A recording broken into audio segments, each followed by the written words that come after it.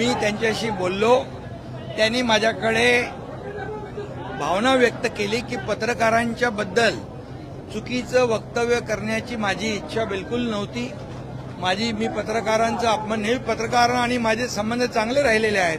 पत्रकारांच्या भावना दुखावण्याचा माझा कुठलाही हेतू नव्हता. परंतु दररोज जे कोणी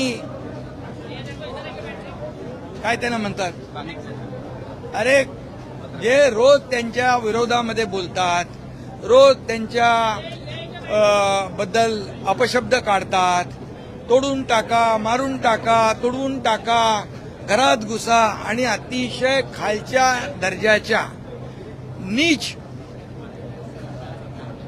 दर्जाचे, अतिशय खालच्या दर्जाचे जे शब्द वापरतात आपल्या मीडियासमोर, खरं म्हणजे हा मीडियाचा देखील अपमान आहे. किती वेळापासून काय काय बोलतायत तेही आपण पाहिलेलं आहे. याचा राग संजय पाटील यांच्या मनामध्ये आहे. त्या पत्रकारांच्या बाबतीमध्ये त्यांच्या मनामध्ये कुठलाही राग नाही आणि पत्रकारांच्या बाबतीमध्ये अशा प्रकारचं वक्तव्य कधी आम्ही कोणी लोकप्रतिनिधींनी करूही नये. आणि त्यामुळे मी त्यांना सांगितलेलं आहे की आपल्याकडून काही शब्द गेले असतील पत्रकारांच्या अपमानजनक, तर आपण पत्रकारांशी बोलून दिलगिरी व्यक्त करू.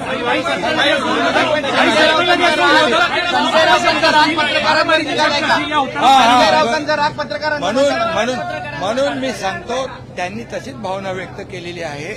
तर मी आपल्याला एवढंच सांगतो की जे लोक आता संजय दिना पाटील यांनी माझ्याजवळ भावना व्यक्त केल्या, पत्रकारांचा अपमान मला करायचा नव्हता बिलकुल, परंतु जे दररोज त्यांच्या विरोधामध्ये जे वक्तव्य करतायत, त्यांच्या घरातल्या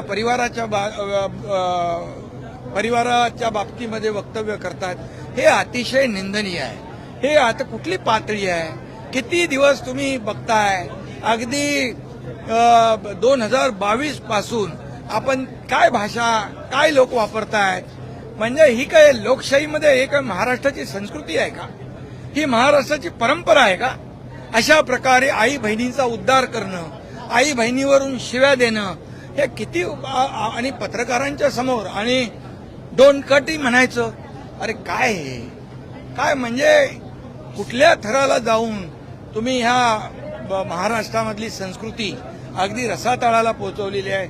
याचा राग संजय पाटील यांच्या मनामध्ये आहे.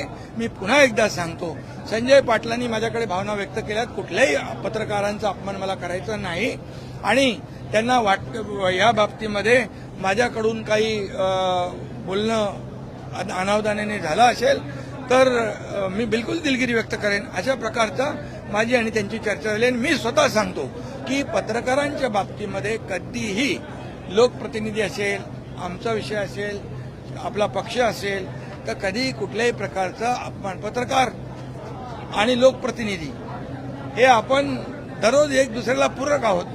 त्यामुळे मी आपल्याला सांगतो, अशा प्रकारची भावना आमच्या कुठल्याही माणसाची नाही.